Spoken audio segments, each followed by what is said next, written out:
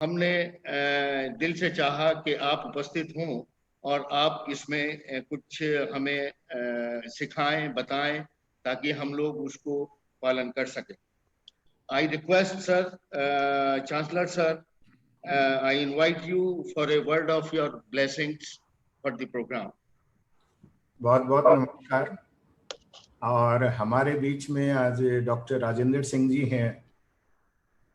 जब वो हमारे बीच में हों तो किसी और के परिचय की आवश्यकता नहीं है, क्योंकि आज हम उन्हीं को सुनना चाहते हैं। और मुझे नहीं मालूम आज वो कितना समय हमें देंगे, क्योंकि 1 घंटे में से कुछ समय तो टेक्नोलॉजी खा गई, लेकिन फिर भी मुझे उम्मीद है वो समय देंगे। मेरे साथ शोभित यूनिवर्सिटी मेरठ के वाइस चांसलर हैं प्रोफेसर अमर गर्ग, मेरठ यूनिवर्सिटी शोभित यूनिवर्सिटी गंगो के वाइस चांसलर हैं डॉक्टर DK कौशिक, शोभित यूनिवर्सिटी गंगो के प्रो वाइस चांसलर हैं प्रोफेसर रंजीत सिंह।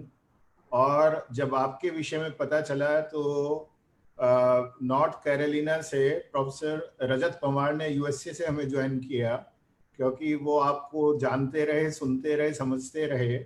और उसके अलावा बहुत सारे लोग ऑनलाइन आपको देख रहे हैं, सुन रहे हैं। मेरा आपसे कभी भी मुलाकात नहीं हुई इस तरह से, लेकिन जब मैं सुनता हूँ ये टैग जो आपके नाम के आगे लगा है ना, जल पुरुष, तो एक संधि विच्छेद मेरे दिमाग में आती है। जल की संधि विच्छेद जब मैं करता हूँ तो ज से जीवन होता है और लय से लय होती है। तो जीवन की लय जो है वो जल में छिपी है, और उसे जो पुरुष है उसका पौरुष ही लेके आ सकता था। तो एक ऐसा पौरुषवान व्यक्ति जो इसने जीवन की लय को दोबारे से हम सबके बीच में उतार दिया, जिसे हम लोग ये समझ ही नहीं पा रहे थे कि ये जो जल है ये कहीं बाहर से, विदेश से नहीं आएगा, किसी और दुनिया से नहीं आएगा। और आप ही के शब्दों में यदि इसे कहूँ तो बादलों से खींच के इसे लाना पड़ेगा। तो बादलों से जो खींच के और जो है जमीन को सींचने के लिए जिस व्यक्ति ने अपना सारा जीवन दे दिया, और मुझे बताया गया कि आप ट्रेनिंग से तो आयुर्वेदा के स्नातक हैं, और आपको जान के ये भी अच्छा लगेगा कि शोभित यूनिवर्सिटी गंगो में एक आयुर्वेदिक मेडिकल कॉलेज भी चलता है।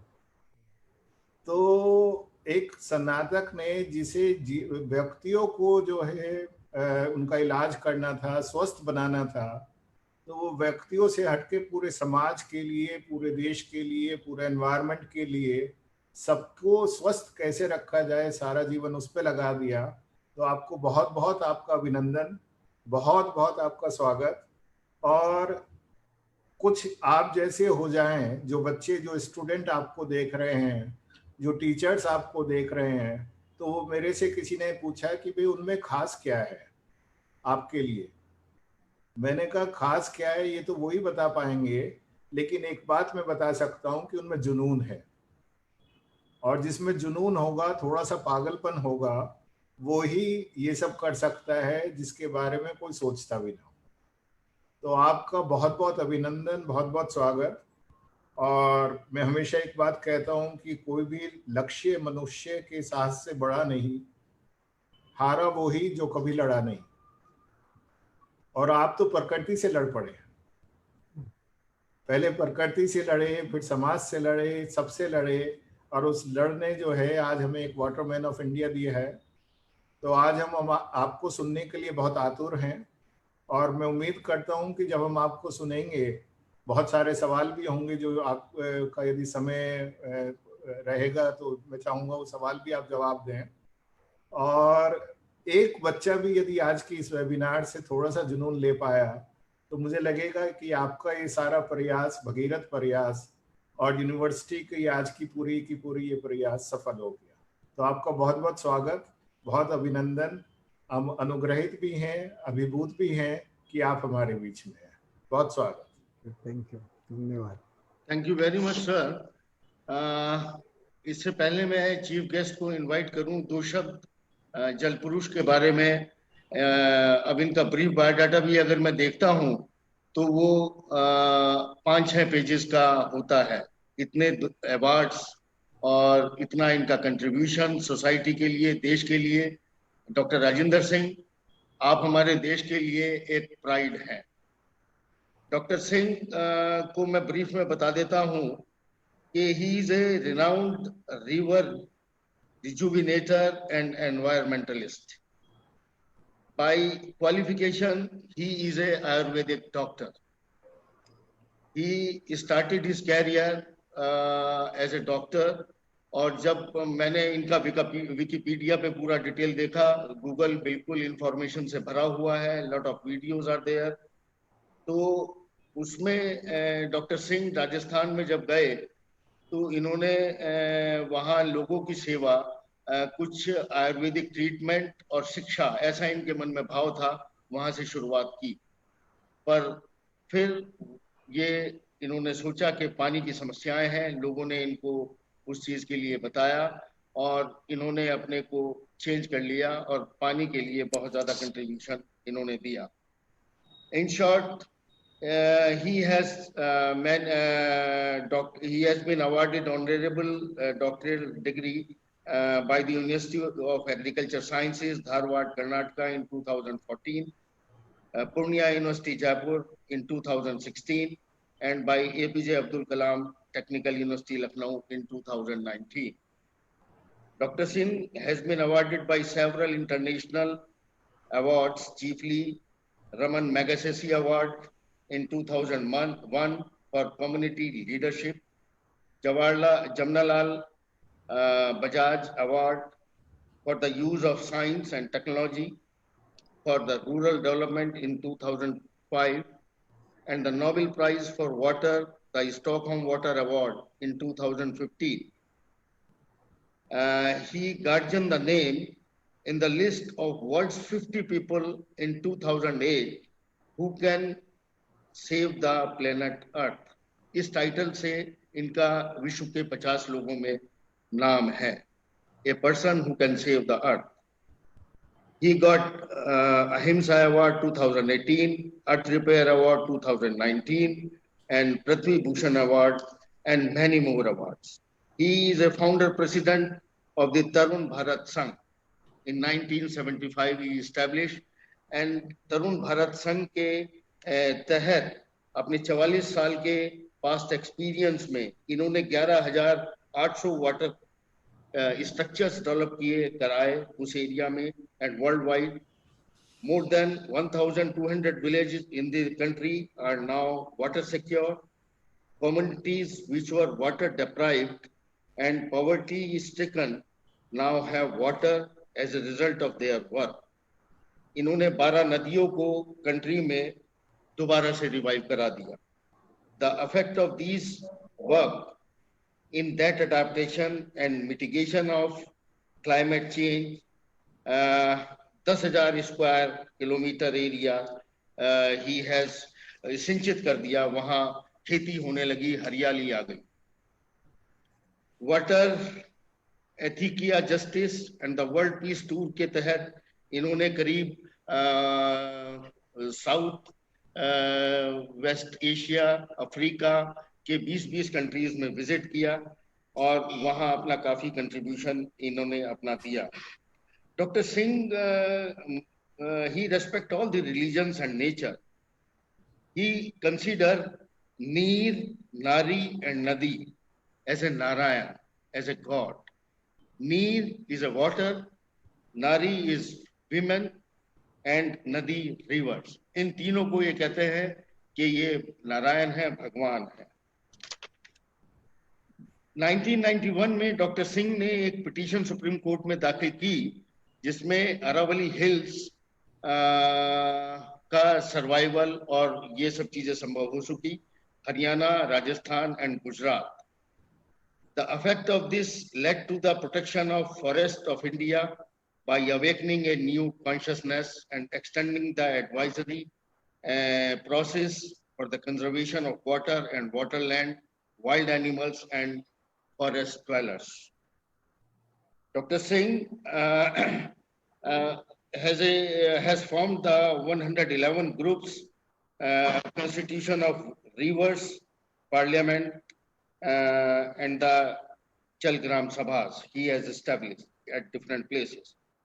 He has launched Seamless Ganga Water Literacy Tour and Water Ethics, Justice and World Peace in April 2015. Dr. Singh believed that water problems are such that they cannot be solved by science or technology alone. Water is climate and climate is water. That was his slogan. Dr. Singh is very hardworking, fully dedicated, true and very simple man who actively follow the path of Mahatma Gandhi ji. Doctor Singh, इन्हीं शब्दों के साथ मैं फिर आपका शोभित university का जो हमारा ये वेबिनार प्रोग्राम है, और इसमें हम चाहते हैं कि आपकी तरफ से हमें और सारे सुनने वालों को एक ऐसा आपकी तरफ से एडवाइस और शिक्षा मिले जिसको हम आने वाले समय में इम्प्लीमेंट कर सकें, और कोविड पैंडेमिक के बाद हमें क्या अच्छी प्रैक्टिसेस अडॉप्ट करनी होंगी उस बारे में आप हमें थोड़ा सा बताएं प्लीज। सबसे पहले शोभित विश्वविद्यालय के चांसलर और दोनों वाइस चांसलर प्रोफेसर रजत पवार और मित्रों, साथियों, विद्यार्थियों, शिक्षकों, बहुत अच्छा है कि आपने एक पॉजिटिव एस्पेक्ट से कुछ नया करने के लिए और नया समझने के लिए एक अच्छी पहल की है। सबसे पहले मैं आप सबको कॉन्ग्रेचुलेट करना चाहता हूँ, बधाई करना चाहता हूँ कि आप एक क्रिएटिव दृष्टि से इस दुनिया को और इस समाज को और इस देश को देखना चाहते हैं। मित्रों, कोविड-19 को समझना जरूरी है।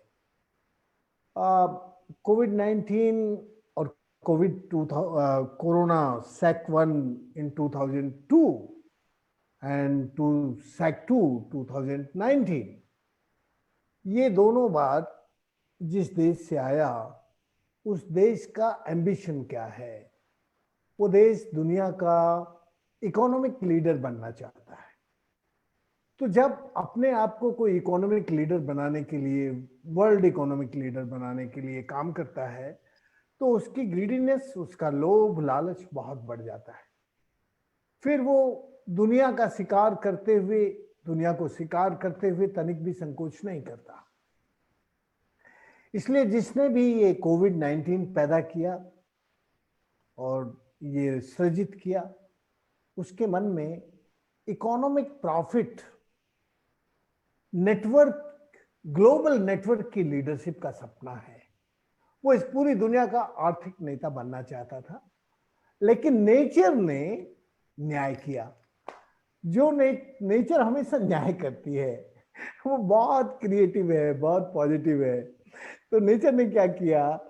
नेचर ने जो दुनिया को शिकार बनाना चाहता था, उस नेचर ने सबसे पहले उसको शिकार बना दिया।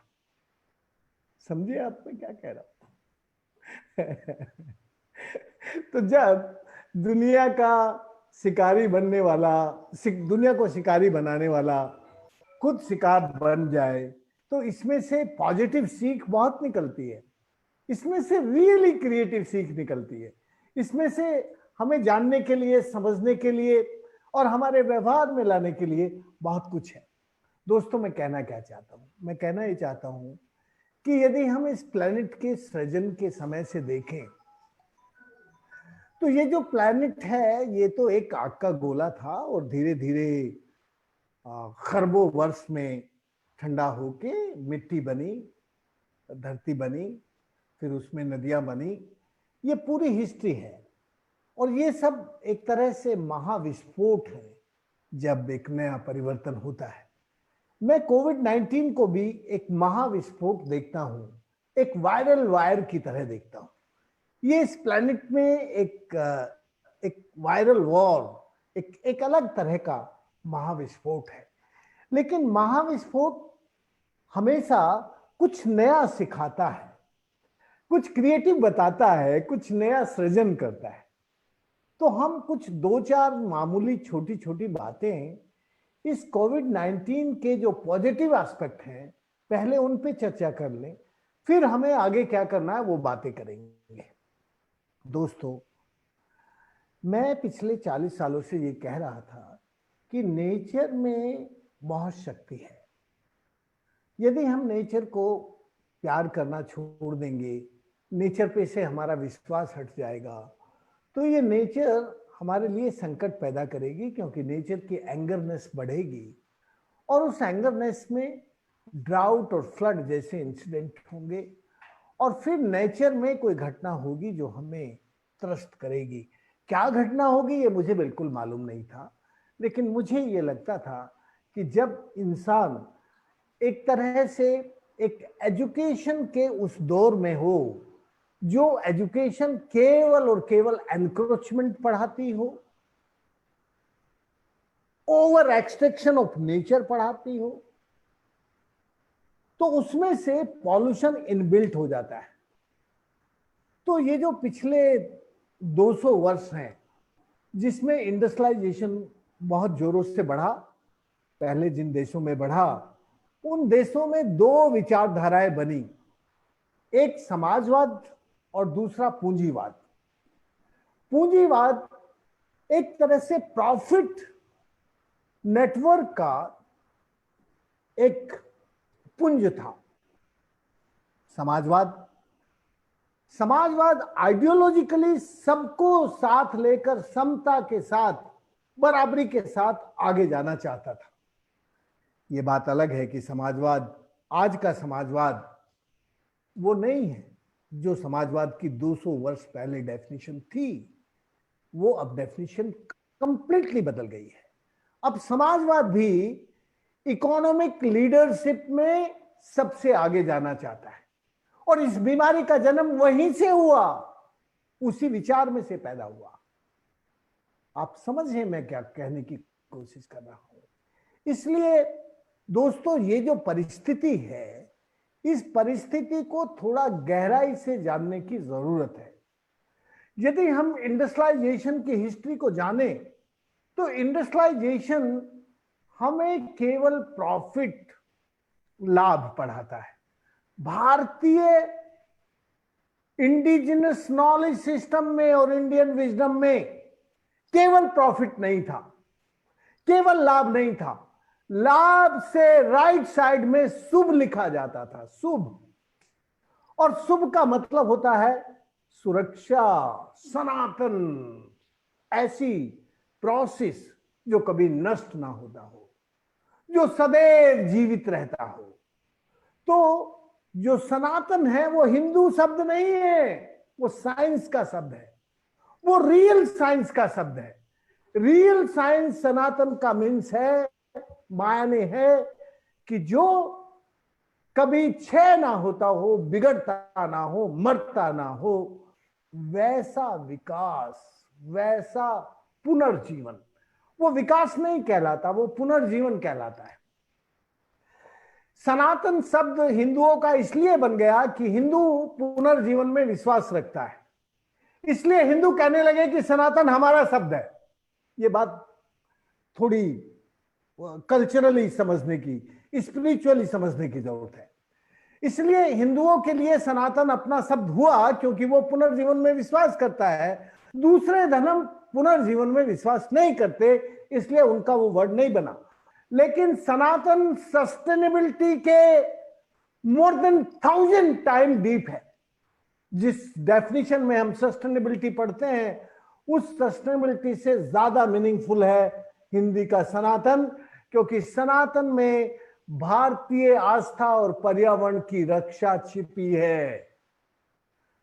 और भारत के शास्त्रों में, वेदों में और उपनिषद में भारत जब तक अपने भगवान को पहचानता था, भारत का भगवान मंदिर नहीं थे, भारत का भगवान था भय से भूमि, गै से गगन, वैसे वायु, ऐसे अग्नि और नैसे नीर। ये जो 5 एलिमेंट है, ये जो पंच महाभूत हैं, इनको भारत के लोग मानते थे और इनके रक्षण में, संरक्षण में और इनके साथ जीते थे। इनको अपना निर्माता भी मानते थे और अपने जीवन के लिए इनको कैसे इनके साथ जीना, इस व्यवहार और संस्कार को मैंने एक शब्द दिया है, भारतीय आस्था पर्यावरण की रक्षा है। इसलिए दोस्तों, यदि हम ये समझें कि कोविड-19 ऐसे ही कोई घटना नहीं है, ये भले ही वायरल वार हो, किसी लेबोरेटरी में से आया हो, और भले ही किसी मार्केट से आया हो, मैं इन दोनों का अर्थ एक ही समझता हूं। कोविड-19 भले ही मार्केट में आया हो और भले ही लेबोरेटरी से आया हो, वॉर के लिए आया हो, लेकिन दोनों के पीछे लालच है, दोनों के पीछे प्रॉफिट है, दोनों के पीछे ग्रीडीनेस है। दोस्तों, इस ग्रीडीनेस से यदि हम बचना चाहते हैं तो कोविड-19 ही सिखा सकता है। केवल कोविड-19 हमें यह सीख देता है। सबसे पहले इस बात को पहले भारत के उपनिषदों वेदों में थी, लेकिन उसके बाद चार्ल्स ने डार्विन ने कहा कि इस नेचर में वही सरवाइव करेगा जो इस नेचर के अनुकूल परिवर्तन, अपने जीवन में परिवर्तन करके अनुकूलन से जिएगा। इस नेचर की सर्वाइवल हमारी एक तरह से इस प्रकृति के साथ अनुकूलन करने की थी। लेकिन जो भारत इस प्रकृति के अनुकूलन का दुनिया का गुरु था, ग्लोबल टीचर था, जो दुनिया को सिखाने वाला देश था, जो भारत देश पानी के मामले में दुनिया में कहीं भी 6R नहीं है वाटर के बारे में, लेकिन इंडिया के कैरेक्टर में वाटर के 6R थे। पहला था रेस्पेक्ट ऑफ वाटर। मेरे घर कोई भी गेस्ट आए तो मैं उसको वाइन से रेस्पेक्ट नहीं करता। यूरोप और अमेरिका आप चले जाइए, वहां जब कोई गेस्ट आता है तो आप जानते हैं कैसे वो रेस्पेक्ट करते हैं। इंडिया अभी भी पानी से रेस्पेक्ट करता है, पानी से अपने गेस्ट की रेस्पेक्ट करता है और पानी की रेस्पेक्ट करता है। Reduce use of water.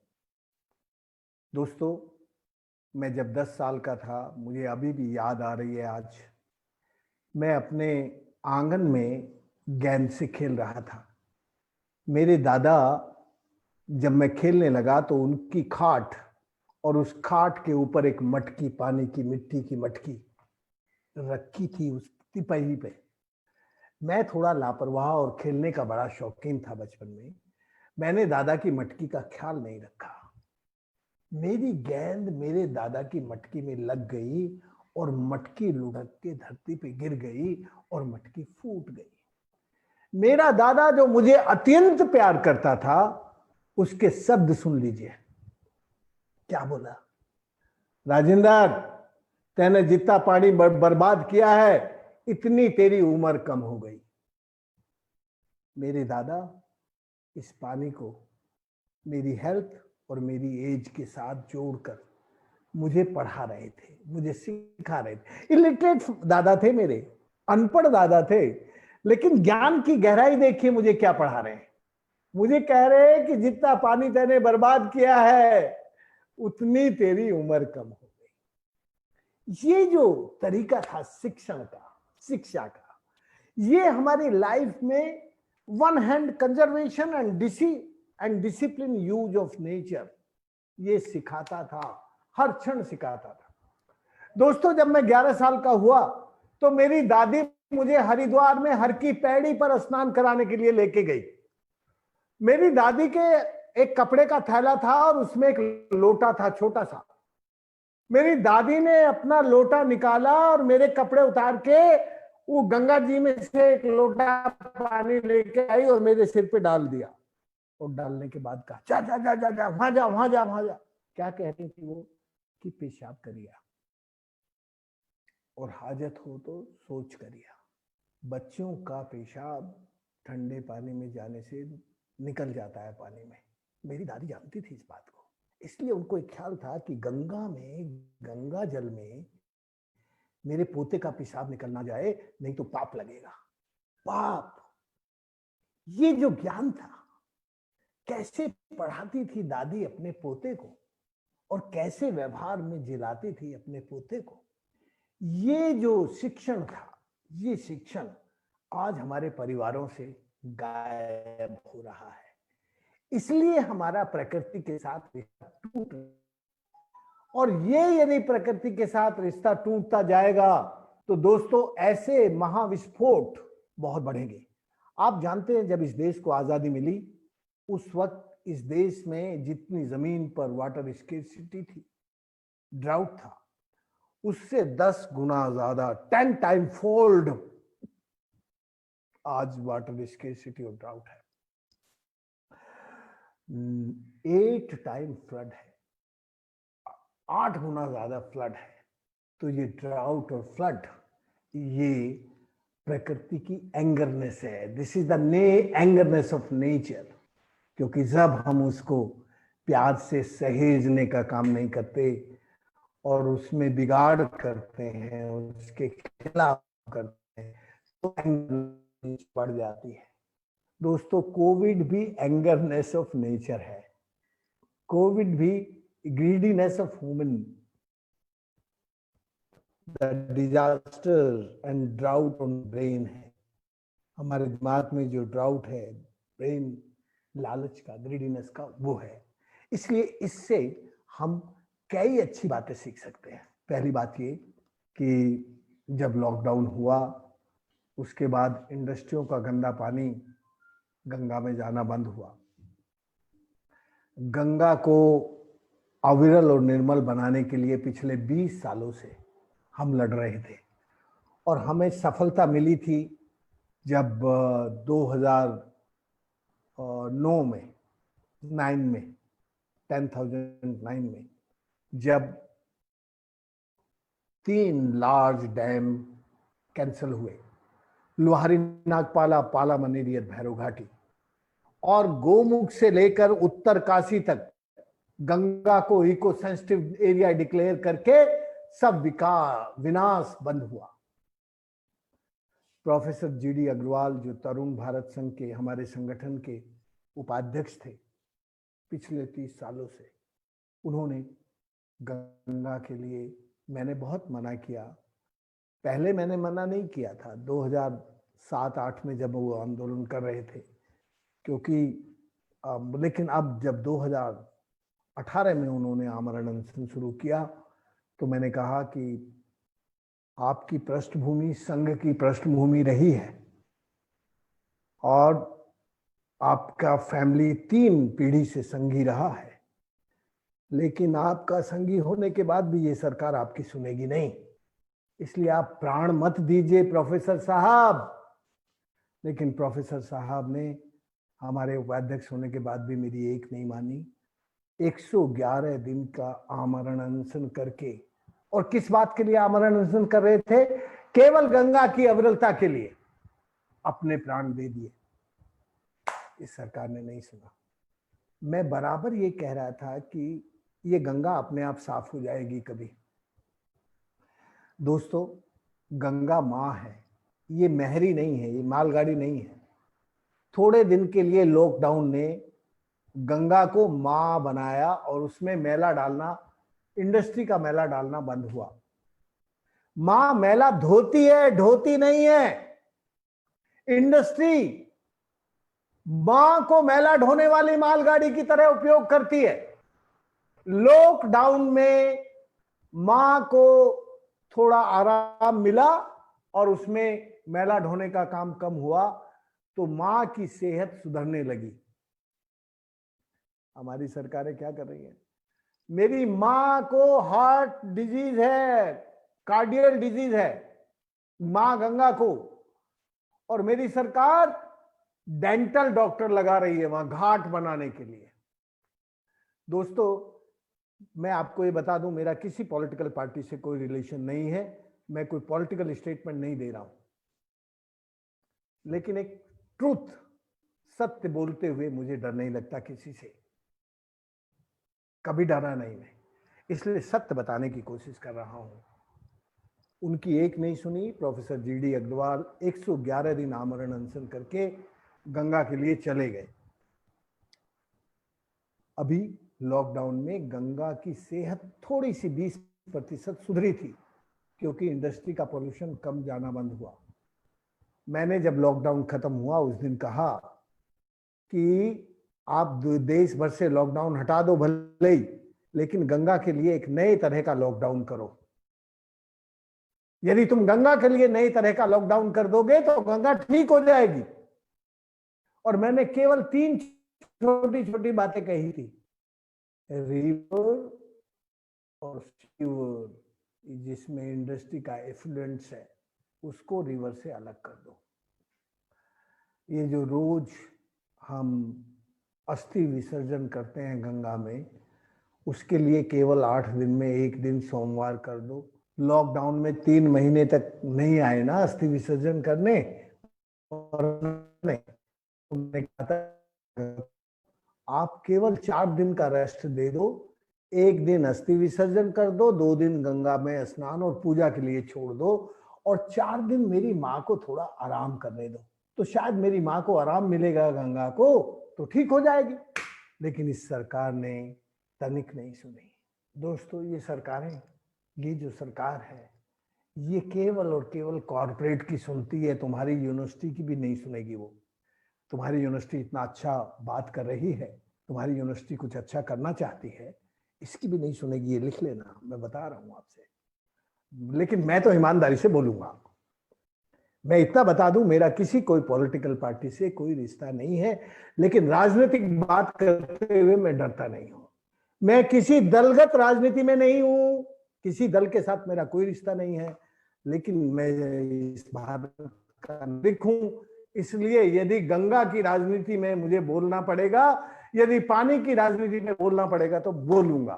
दोस्तों, मैंने लिख के दिया कि गंगा को लॉकडाउन कर दो भाई, नहीं किया। ये कोविड से नहीं सीखेगी सरकार। इस कोविड से यदि ये सरकार सीखती तो ये जो पॉल्यूटर हैं, ये जो एक्सप्लॉइटर हैं, ये जो एनक्रोचर हैं इंडिया के, नाम लेते हुए नहीं डरता, अडानी, अंबानी और कई, इनको ये गंगा में गंदा पानी डालने से रोक सकते थे, नहीं रोका। इसलिए दोस्तों, सोवियत यूनिवर्सिटी यदि कॉर्पोरेट होती तो शायद कोई आदमी सुन लेता और एक आधी बात मान लेता, लिख देता। अब सोवियत यूनिवर्सिटी है, लोग समाज की अच्छे काम करने की तो भाई नहीं सुनेंगे वो। तो मैं कहना क्या चाहता हूं वो सुन लो जरा। मैं कहना ये चाहता हूं कि हम यदि इस देश का भविष्य अच्छा चाहते हैं तो हमें natural rural economy of India को, इंडिया ग्रामों का गणराज्य है, इसलिए इंडिया के गांवों की इकोनॉमी को, नेचुरल इकोनॉमी को स्ट्रेंथन करना चाहिए, जिससे इस देश का किसान, जवान, इस देश का युवा अपने गांव में, अपने खेती में, अपने पानी में रोजगार ले सके। दोस्तों, मैं एक मामूली आदमी हूं। एक मामूली आदमी ने राजस्थान में, कर्नाटक में, महाराष्ट्र में 1200 गांव को सेल्फ रिलायंट बनाया। मेरे पास ना कोई पैसा था, ना मेरे पास कोई अथॉरिटी थी। कैसे बनाया? मैंने अपनी कम्युनिटी से सीखा, उनके साथ रहा, उनको हर महीने अमावस्या के दिन ग्राम सभा करना शुरू कराया। और ग्राम सभा का उद्देश्य होता था कि मैं अपने गांव को बेहतर बनाने के लिए क्या करूं। तो ग्राम सभा में लोग चर्चा करते थे, उसमें से 5 बातें निकल के आती थी हमेशा। गांव की माटी गांव में, गांव का पानी गांव में, हर घर में बने गोबर की खाद, हर घर रखे अपना बीज, तब गांव के हाथ में होगी ग्राम सभा की चोटी। गांव सभा करेगी फैसला कि मेरा गांव कैसे अच्छा होगा, तब गांव बनेगा पानीदार, तब गांव में आएगी हरियाली और खुशहाली। दोस्तों, ये जो ये जो काम है, इस काम के साथ हम भारत के 1200 गांव को सेल्फ रिलायंट, सेल्फ सफिशिएंट बना सके, बिना पैसे के। केवल उनके साथ रात दिन रहे। हमारे अंदर पागलपन था, हमारे पागलपन ने बहुत सारे पागल हमारे जैसे बना दिए। हमारे जैसे जो पागल लोग होते हैं वो अकेले नहीं रहते, वो अपने जैसे कुछ पागल तैयार कर लेते हैं। तो हमने अपने जैसे कुछ पागल तैयार कर लिए, और पागल तैयार करके गांवों के गणराज्य भारत में 1200 गांव स्वावलंबी बना पाए। तो यदि हमारी सरकार को कोविड-19 से पॉजिटिवली सीखना है, तो गांव की जवानी, गांव का पानी और गांव की किसानी, फिर सुनो, गांव की जवानी, गांव का पानी और गांव की किसानी को ठीक करना होगा। और इसको ठीक करने के लिए हम सबको एकजुट होकर आगे बढ़ना होगा। यह राइट एंड रेस्पॉन्सिबिलिटी इक्वल है। लेकिन अब कोविड-19 में बहुत सारे लोग शहरों से वापस गांव आए हैं। ये गांव में कैसे रक्षण, संरक्षण, पोषण का काम को हमने 10,000 परिवारों को राजस्थान के जयपुर, अलवर, भरतपुर, सवाई माधोपुर, करौली और दौसा जिले में जो मजदूर बाहर से आए उनको स्वावलंबी बनाया। 1,000 परिवारों को जो जिनके पास कुछ नहीं था, ना घर ना बार, उनको पानी के काम में लगा के उनके नौजवानों को ट्रेनिंग दे के कि कैसे वो पानी का काम कर सकें। और उसमें थोड़ी मदद हम लोगों ने तरुण भारत संघ ने भी की। उनकी जल संरचनाओं का निर्माण होने के साथ उन्होंने जो उनकी वेस्ट लैंड थी उसकी बाउंड्री वॉल, उसका लेवलिंग, उसका सृजन करके अभी दोस्तों 7,000 एकड़ जमीन पर पहली बार फसलें बोई हैं। इस महीने में जो लोग मजदूरी करते थे अपने शहरों में, गांव लौट कर आए हैं। आपको भी मैं न्योता देना चाहता हूं चांसलर जी, कभी आ जाइए घूमते हुए, तो मैं आपको करौली और अलवर के ये इलाके दिखा सकूंगा, मुझे अच्छा लगेगा। मैं अपनी बात यहीं रोकना चाहता हूं, जय हिंद कहना चाहता हूं।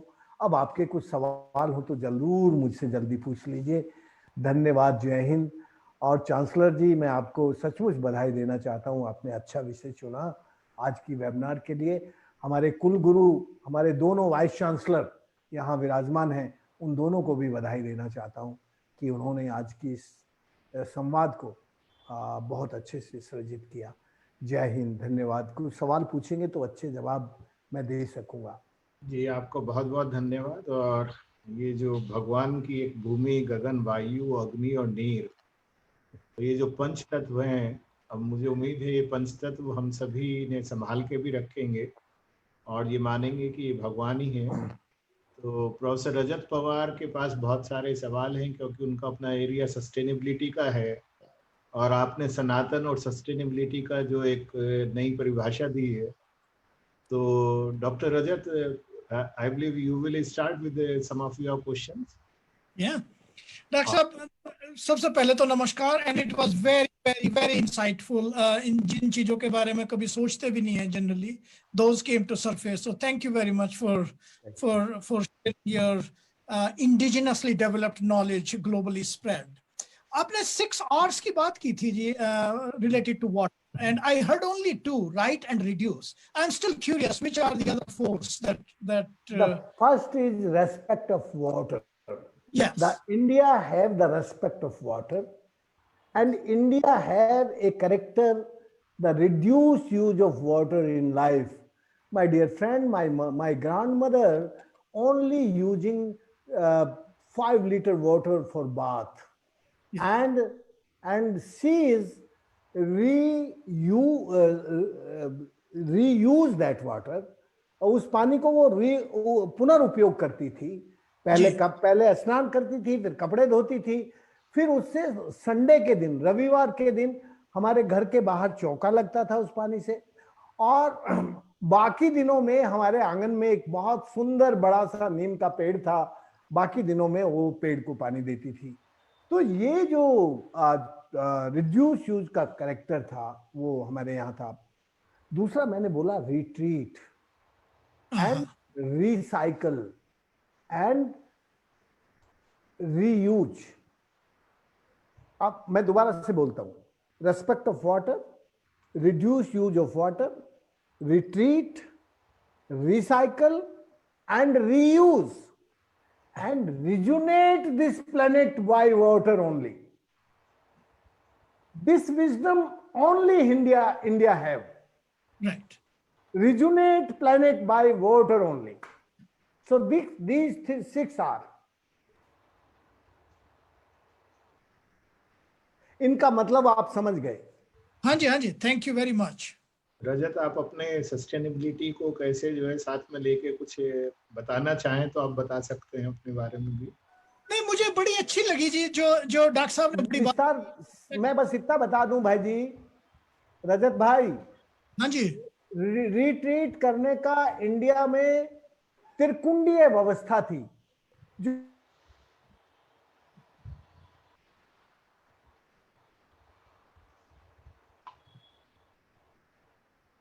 ऊपर का कुंड में वो पानी इकट्ठा होता था, उसका ऑर्डर और उसकी सारी चीजें उसमें बैठ जाती थी, या फिर जो ऊपर रह जाती थी उनको हटा देते थे। फिर उसके नीचे एक कुंड होता था, दूसरा वो दूसरे कुंड में थोड़ा ठहरता था और उसका जो सेडिमेंटेशन था, जो भी उसमें कुछ था, वो बैठ जाता था।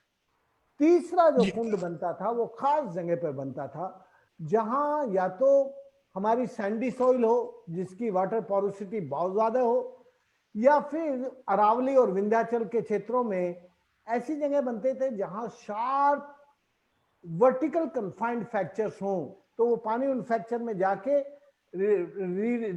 रिसाइकल होके फिर नीचे स्ट्रीम में मिलता था। ये था इंडिया का इंडिजिनस नॉलेज सिस्टम में पानी को रिट्रीट करने का सिस्टम और रिसाइकल करने का सिस्टम। ये कैसे बर्बाद हुआ? सबसे पहले किसने बर्बाद किया? 1932 में हॉकिंस नाम का कमिश्नर बनारस में था। बनारस को ब्रिटिश पार्लियामेंट ने ये कह के भेजा था इस कमिश्नर को कि तुम जरा इंडिया जा रहे हो, इंडियंस को थोड़ा मजा चखाना, क्योंकि उन दिनों हमारा आजादी का आंदोलन बहुत जोरों पर था। तो इन्होंने, हॉकिंस ने बड़ी चालाकी की, सबसे पहले ये जानने की कोशिश की कि इंडियंस की आस्था क्या है। तो उनको आस्था का तीर्थ गंगा दिखाई दी, तो उन्होंने कहा इनकी सबसे पहले गंगा पर ही चोट करनी है। तो इस हॉकिंस ने ये जो हमारी 3 ड्रेन थी बनारस सिटी की, उन तीनों की तीनों ड्रेन को वो नीचे ड्रेन सिस्टम बना के, ये जो राजगढ़, ये जो लोहे का पुल आपने देखा ना बनारस के में ऊपर की तरफ, उसके बिल्कुल पास में गंगा में मिला दी। तो जब गंगा में मिलाई तो पंडित मदन मोहन मालवीय उसके खिलाफ गए। उसने कहा, mister Hawkins, what you know about India? The Ganga is the mother of India. किसने कहा, yes sir, I know my Lord.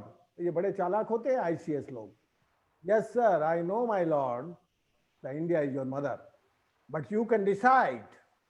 My government send, मेरी सरकार ने 20 लाख दिया है for the beautification of Banaras city.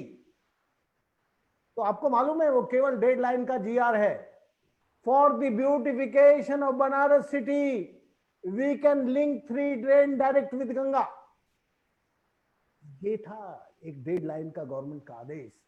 उसके बाद जब राज्य ऐसा आदेश दे दे कि पूजा के पानी में और पीने के पानी में आप अपना पेशाब मिला सकते हैं, आप अपनी लैट्रिन मिला सकते हैं, तो फिर उस भारत के गंदे नाले नदियों में क्यों नहीं मिलेंगे? तो दोस्तों, इससे पहले 1932 से पहले हिस्ट्री में एक भी स्ट्रीम नहीं है जिसमें भारत के शहरों का गंदा पानी नदियों में मिलता हो। ये उसके बाद सारे गंदे पानी के नाले हमारी नदियों में मिलने लगे। फिर तो दक्षिण की नदी हो या पूरब की या पश्चिम की, भारत की सारी नदियों में सुएज मिलने लगा। इसलिए दोस्तों ये हिस्ट्री थोड़ी डिफिकल्ट है। इस डिफिकल्ट हिस्ट्री में ये जानना जरूरी है कि हमने इंडिजिनस नॉलेज सिस्टम को और इंडियन विजडम को कैसे खोया है और हमारे से ये खोने का काम कैसे हुआ।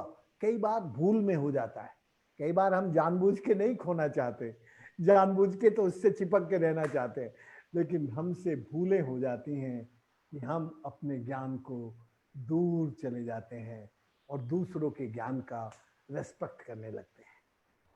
तो ये यस रजत।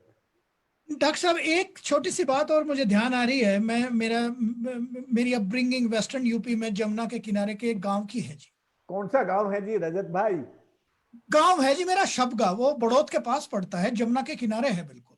आपको ये मालूम है राजेंद्र सिंह भी वहीं का है? हाँ जी। बस फिर ठीक है, चलो। तो जब जब जब पहले छोटे थे तो जमुना, गांव से जमुना में जाते थे जी, तो बड़ा एक एरिया था, इकोलॉजिस्ट वाटरशेड एरिया कहते हैं। वो 1990s में जाते जाते रूरल एम्प्लॉयमेंट की स्कीम के तहत या और तमाम तरह की स्कीम में वो लोगों को दे दिया कि आप यहाँ गन्ने की खेती कर सकते हैं। तो वो वाटरशेड तो खत्म हो गया डॉक्टर साहब। तो इसको लेके कुछ डेवलपमेंट वर्सेस कंजर्वेशन की कुछ डिबेट या कुछ एक्टिविज्म हुआ एटलीस्ट वेस्टर्न यूपी में, जो मतलब यमुना का रेस्टोरेशन को लेके? भाई जी आपके सामने जो राजेंद्र बैठा है, सबसे पहले तो इसने जाके उस मसले को पता चलते के साथ ही उसके विरोध में सत्याग्रह शुरू किया। और एक हमारे महावीर त्यागी होते थे, और वो और हम सब, रमेश, बहुत सारे लोगों ने। लेकिन सरकारों में जब विकास का लालच और पैसे का लालच आ जाता है और फिर उनका रिश्ता वोट के साथ होता है तो फिर थोड़ी मुश्किल होती है जी। तो हमें नहीं सुना गया। और वो जो इसका यमुना का जो वाटर सेट था, ना केवल उसको डिस्टर्ब किया बल्कि यमुना के रिवर बेड को भी इन्होंने माइनिंग दे दी। उससे इतनी लीज दी कि लोग मरने लगे खड्डों में डूबकर। और पिछले 10-12 सालों में तो यमुना की हिस्ट्री ये है कि यमुना सूख गई। आप जानते हैं कि बागपत के खरबूजे कितने प्रसिद्ध थे, कितने मीठे होते थे। और भाई जी गंगा दशहरे पर तो मैं अपने गांव से पैदल चल के हर साल यमुना में स्नान करने आता था। मुझे गंगा जी का हर की पैड़ी का स्नान तो केवल अपनी दादी वाला वो जो 11 साल का है वही याद है। बाकी तो हम यमुना में तो छोटे से लेके, और जब तक हम राजस्थान वहाँ यूपी में रहे 1980 तक, तब तक हम उसमें बराबर जाते रहे। लेकिन 1980 के बाद जाना नहीं हुआ, तब हमने यमुना की हालत बड़ी ख़राब देखी। फिर मैं अपने बेटे की और अपनी कहानी बताता हूँ। 2007 में मेरी वाइफ ने कहा कि अपने बेटे को जरा इनके दादा से मिला लो, ये मिले नहीं हैं कभी। तो मेरा बेटा तब तक जवान हो गया था और वो ये जो श्री राम केमिकल है उसमें उनका फाइनेंस मैनेजर हो गया था। तो मैं उसको अपने गांव, मेरे गांव का नाम है डोला, तो मैं उसको ये जो वजीराबाद पुल है इससे क्रॉस कर रहा था। तो मेरे बेटे ने पता क्या सवाल पूछा मुझसे कि पापा आपको दुनिया में रिवर रिजुनेटर कहते हैं और आपकी यमुना तो बिल्कुल गंदा नाला पड़ी है, तो आपने अपनी नदी के लिए कुछ क्यों नहीं किया? आप यहाँ से सब छोड़ के राजस्थान क्यों चले गए? तो मैंने अपने बेटे को जवाब नहीं दिया। मैंने कहा बेटा ये सवाल तो जब पूछना, पहले अभी दादा के पास चलते हैं, 3 दिन का प्लान है दादा के साथ रहने का, जब वापस आएंगे तब इस सवाल का जवाब दूंगा। हम दादा के साथ रहे वगैरह वगैरह। उसने फिर मुझे याद दिलाया कि मेरे सवाल का जवाब मुझे नहीं मिला है। मैंने कहा तब तक मैंने 5 नदियों को रिजुनेट कर लिया था, अरवरी, रूपारेल, सरसा, भगानी, जहाजवाली। मैंने कहा बेटा मेरी छोटी सी औकात है और मैंने इस छोटी सी औकात में भारत की भूमि पर 5 नदियों को पुनर्जीवित किया है। यमुना बड़ी नदी है, यहाँ बड़े लोग रहते हैं, यहाँ मैं इसको भी रिजुनेट कर सकता था, लेकिन मैं अब यहाँ इसके किनारे रहता नहीं हूँ, तो इसके लिए थोड़ी मुझे मुश्किल है। पर ये सवाल पूछने का हक तुझे जब होगा जब तू अपनी ये बड़ी पैकेज वाली, लाखों के पैकेज वाली नौकरी छोड़ के और तू कुछ एक आधा काम गांव में जाके कर लेगा, तब ये सवाल पूछने का तुझे हक है अपने बाप से, जिसने कुछ किया ही ना हो, जो केवल पैकेज की लाइफ जी रहा हो, उसको ये सवाल पूछने का नहीं है। दोस्त रजत, मेरे इस जवाब का असर ये था कि अगले 6 महीने में मेरे बेटे ने रिजाइन किया और आजकल वो मेरे साथ मेरे काम में जुटा है। बस इतना सुनाना चाहता हूँ कि कभी कभी ये जो रियलाइजेशन है और इंटरलाइजेशन है, आदमी के चरित्र का असर बिना शब्दों के हो जाता है, जब वो देख लेता है तो हो जाता है। तो बस आजकल वो इस प्रकृति के क्लाइमेट चेंज अडेप्टेशन के काम में ही लगा है। मैं इतना ही कहना चाहता हूँ कि हमें अभी भी वक्त है यमुना के लिए लड़ने का, यमुना के लिए सत्याग्रह करने का, यमुना के लिए काम करने का। आप देखेंगे कि यमुना की गंदगी यमुना नगर से शुरू होती है। ये जो हथनी कुंड है, हथनी कुंड में 90% पानी वो हरियाणा में ले लेते हैं, 10% पानी में 2 राज्य बचते हैं, थोड़ा दिल्ली और थोड़ा यूपी। तो उसमें से 10% में तो ना यूपी का काम पूरा होता है। आजकल यूपी की पूर्वी यमुना नहर सूखी पड़ी रहती है और पूर्वी यमुना नहर में भी गंगा नहर से पानी आता है। तो अब तो सब ट्रेंड बदल गया, लेकिन यमुना के लिए लड़ने और करने की जरूरत है। रजत भाई, आप थोड़े दिन भारत आ जाए अपनी नौकरी फोकरी छोड़ के, तो मैं भी तुम्हारे साथ लग जाऊंगा। चलिए, ये कोई बहुत अच्छा मोटिवेशन है रजत के लिए भी।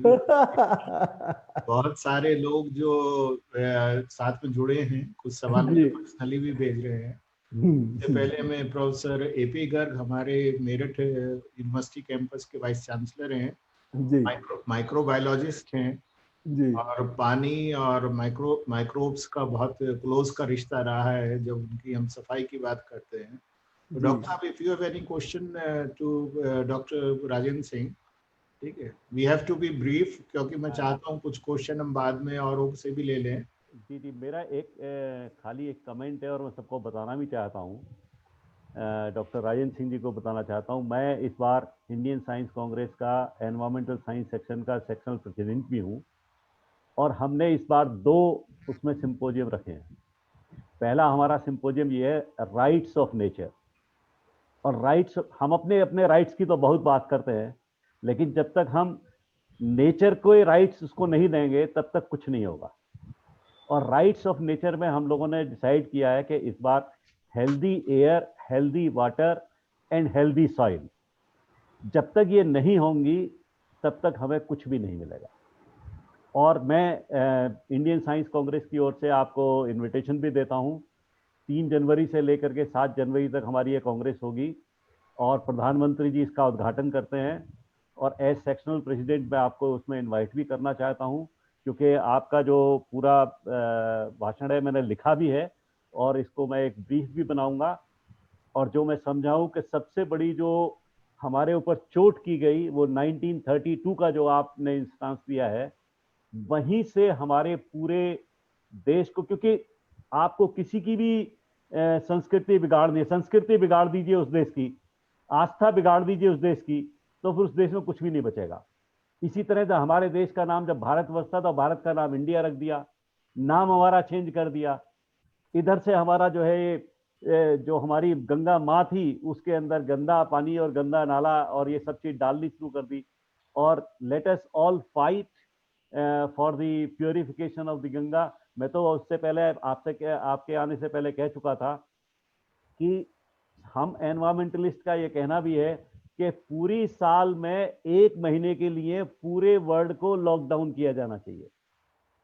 पूरा वर्ल्ड लॉकडाउन 1 महीने के लिए होगा तो ये नेचर जो है अपने आप प्योरिफिकेशन होती रहेगी।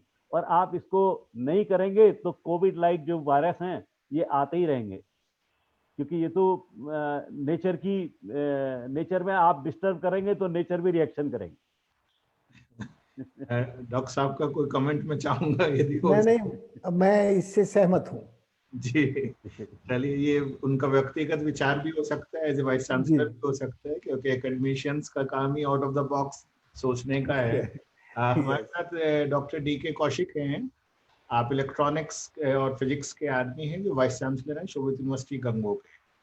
डॉक्टर साहब जी कहना चाहता हूं सर जी पॉजिटिव इफेक्ट तो इसका बहुत अच्छा है कि एनवायरनमेंट तो चेंज हुआ है, बच्चा अच्छा हुआ है। जो NCR रीजन में जो इसका पोल्यूशन जो गड़बड़ा रहा था वो तो कुछ काफी इम्प्रूव तो हुआ है, लेकिन इसको हम आगे कैसे कैसे उसे रखेंगे इसी तरीके से।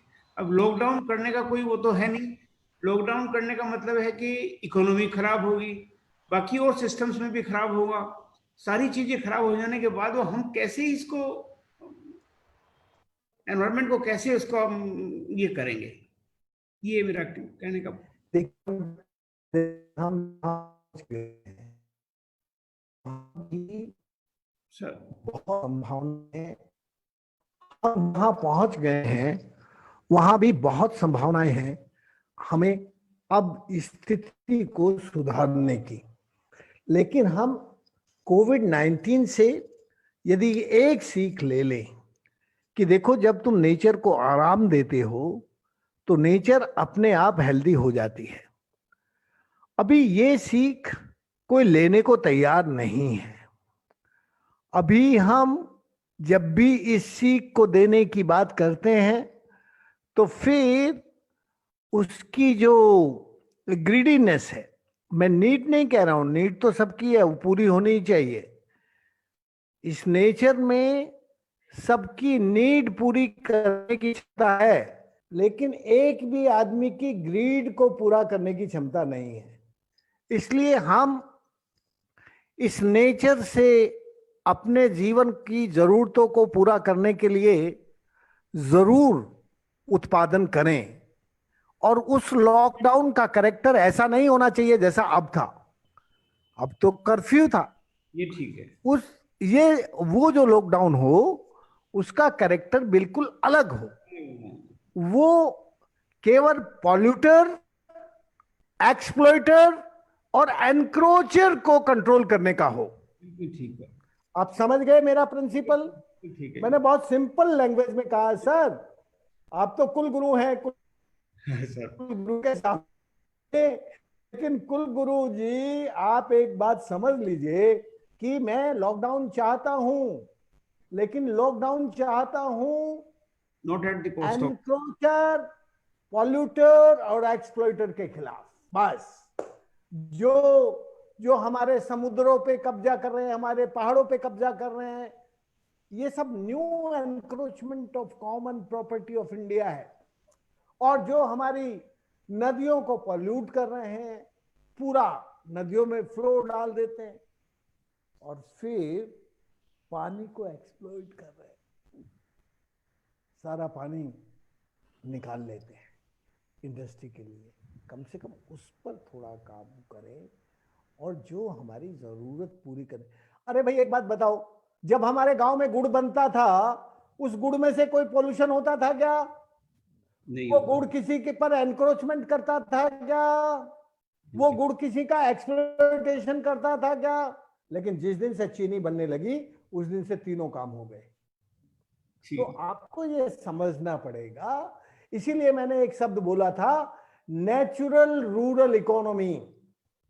मैं इकोनॉमी के खिलाफ नहीं हूं, लेकिन कौन सी इकोनॉमी चाहिए? हमें डिसेंट्रलाइज्ड इकोनॉमी चाहिए, रूरल इकोनॉमी चाहिए, और नेचर को थोड़ा प्यार चाहिए। नेचर को प्यार नहीं करोगे तो सम्मान नहीं होगा, और सम्मान नहीं होगा तो वो तुम्हारी जरूरत पूरी नहीं करेगी। बस इतना ही कहना चाहता हूं आपकी बात के बाद। कौशिक साहब, डॉक्टर रंजीत सिंह हमारे साथ में हैं, प्रो वाइस चांसलर हैं शोभित यूनिवर्सिटी गंगो के, और एक सीनियर फार्मेसी के आदमी हैं। तो कहीं ना कहीं सभी लोग प्रकृति एनवायरनमेंट से जुड़े हुए हैं। तो डॉक्टर साहब, if you have any question about the health issues and water, please. नमस्कार सर, बहुत बहुत अभिभूत हुआ हूं और ज्ञानी बन गया हूं आज आपकी बातें सुन के। काफी कुछ व्यक्तिगत रूप से तो फॉलो करता हूं, पर बस ये जानना चाहता हूं कि विश्वविद्यालय के रूप में जो आपने कहा कि गांव की जवानी, गांव का पानी और गांव की किसानी, इसको कैसे ठीक करें हम ये बताएं। और आज ना वो दादियां बची हैं, ना वो कहानियां बची हैं, प्रॉब्लम हो गई है, फैमिलीज बिखरी हुई हैं, सुनने वाला सुनाने वाला कोई नहीं है। इस पूरे परिप्रेक्ष्य में आप बताएं कि कैसे हम अपना रोल प्ले करें इस सब में। रणजीत सिंह जी, आप बहुत विद्वान हैं, आपने काम का सवाल पूछा है। ये है असली काम का सवाल, क्योंकि चांसलर साहब मौजूद है, वाइस चांसलर साहब मौजूद हैं, तो फिर कुछ काम के निर्णय हो सकते हैं, डिसीजन हो सकते हैं। ऐसे में भाई सबसे पहले तो मैं चांसलर साहब से एक निवेदन करूंगा कि आप ये जो आधुनिक एजुकेशन है, इसमें जो इंजीनियरिंग और टेक्नोलॉजी पढ़ाई जाती है, वो मैक्सिमम यूज ऑफ नेचर का एक्सट्रैक्शन, एक्सप्लॉइटेशन, उसी की टेक्नोलॉजी और इंजीनियरिंग हम पढ़ते हैं। आप एक दो कोर्स अपनी यूनिवर्सिटी में, एक डिग्री या post graduation, nourishment of nature, प्रकृति के पोषण का पोस्ट ग्रेजुएशन कोर्स शुरू करो। यदि आज आपने ये घोषणा कर दी कि शोभित विश्वविद्यालय अब एक पोस्ट ग्रेजुएशन का कोर्स करेगा जिसमें प्रकृति का पोषण पढ़ाया जाएगा, मैं चांसलर साहब आपसे निवेदन करूं, ये बहुत बड़ा योगदान होगा इस देश में आपका। आप इतनी हिम्मत से ये बात कह सकेंगे जिसमें एक देश को पूरी लाइट मिल जाएगी, प्रकाश मिल जाएगी। यदि आपने ये कोर्स शुरू किया तो आपकी यूनिवर्सिटी में पढ़ने वाले जवान अपने गांव जाकर नेचर की नरिशमेंट का काम करेंगे, और उसमें से वो जो जवान लोग आपके यहाँ पढ़ के जाएंगे, वो अपनी विरासत के साथ, अपनी लेगेसी के साथ जुड़ जाएंगे।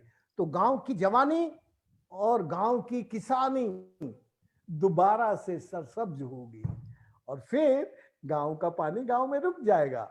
इसलिए आपकी यूनिवर्सिटी ने केवल ग्रेजुएशन, सर्टिफिकेट, कोई भी, आप एक बार कुछ ना कुछ शुरू करिए कि भाई हम, हमारी यूनिवर्सिटी अपने गंगो कैंपस में या मेरठ कैंपस में एक नेचर के नरिशमेंट का certificate, diploma, degree, post graduation जो आप चाहे करें, लेकिन आपको एक कोर्स जरूर शुरू करना चाहिए। अभी भाई साहब, चांसलर साहब, इस देश की एक भी यूनिवर्सिटी नहीं है जो नेचर का नरिशमेंट पढ़ाती हो। केवल और केवल वही इंजीनियरिंग, वही टेक्नोलॉजी जिसमें से हम इस नेचर को एक्सट्रैक्ट कर सकें, एक्सप्लॉइट कर सकें। और जो हमारी मैनेजमेंट की एजुकेशन है, वो जो परिस्थिति को मैनेज करने के लिए सारी, वो एग्रो बिजनेस हो, वो बिजनेस मैनेजमेंट हो, सारे मैनेजमेंट के कोर्स केवल मैनेज करना सिखाते हैं कि कैसे मैनेज।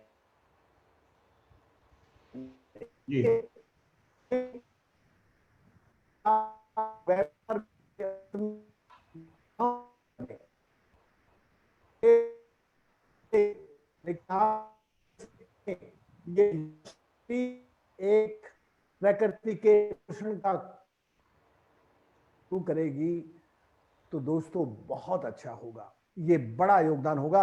आपकी यूनिवर्सिटी में अच्छे लोग हैं, इन अच्छे लोगों को कोर्स बनाने के लिए लगाओ, और फिर फाइनली एक दिन के लिए मुझे बुला लेना, फिर मैं भी आपकी मदद करने के लिए आऊंगा। यूनिवर्सिटी का कोर्स होगा तो बस मैं आज तो भाई रणजीत सिंह जी, आप बहुत होशियार, अपने दिल की बात कहलवा दी मुझसे।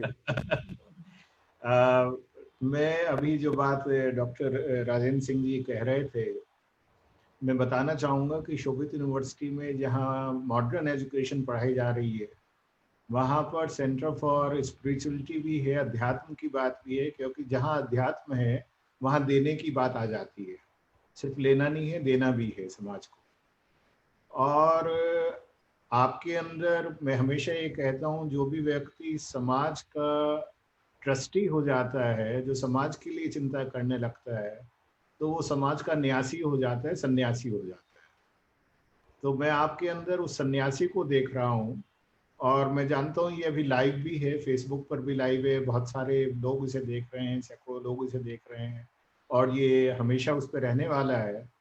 जो अभी आपने बात कही नरिशमेंट ऑफ नेचर की, तो मैं यही अनाउंस कर देता हूँ, इस यूनिवर्सिटी में सबसे अच्छा ये है कि यहाँ सब बातें साथ साथ हो जाती हैं। हम एक centre for nourishment of nature establish करेंगे, और जिसका पहला honorary chairman doctor Rajendra Singh होंगे। अब वो उसमें कितना समय दे पाएंगे ये उनके ऊपर है, लेकिन उसके first honorary chairman doctor Rajendra Singh होंगे।